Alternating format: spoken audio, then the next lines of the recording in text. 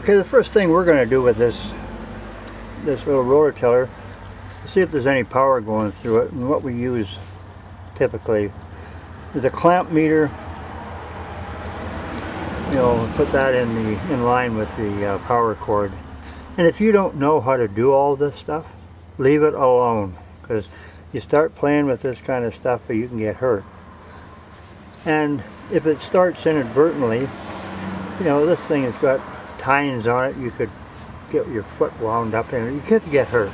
So don't play with this stuff if you don't know what you're doing. Okay, so we tested it. There's no power going through the motor. We had the switch out and tested it for continuity. There's power. Tested the voltage going through the switch and coming out of the switch. It's all good. That whole end of it's good. So the problem is between the somewhere between the switch and the motor, or the motor itself. So now we'll take the cover off and have a look at the motor. Now we're going to take this apart by taking 1, 2, 3, 4, 5, 6, 7, 8 screws. This piece comes forward. There's one small piece of plastic. You've got to remember how to put that back in there. That gets this off. Then you go and take the screws out of the bottom, and that takes this piece here off. Then you got the motor, you're looking right at it. Then you put the brushes in, put it all back together, and you're laughing. Okay, so you can't do this. That doesn't work because the handle hits there, so you just cut it off here. Yeah. And right there, and put a vice grip on it.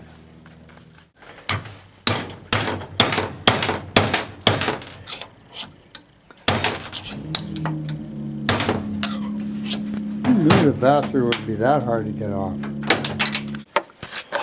Yep. So we just buck the handle off. Now we can go to town. Okay, we're just going like this. Oop. Right underneath there, that dirty little bastard, Yep. right there. Probably 3 or 4 of them down there.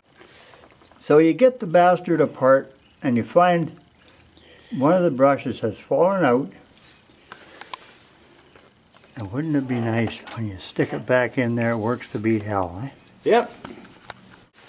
Okay, lesson 1 on brushes.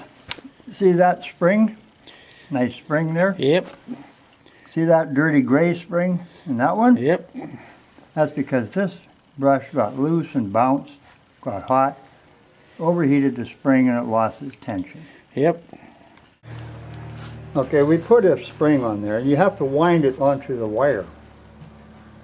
So what we did was we took the spring out of this little puppy here, see? And wound it around there. That might be good enough, might work.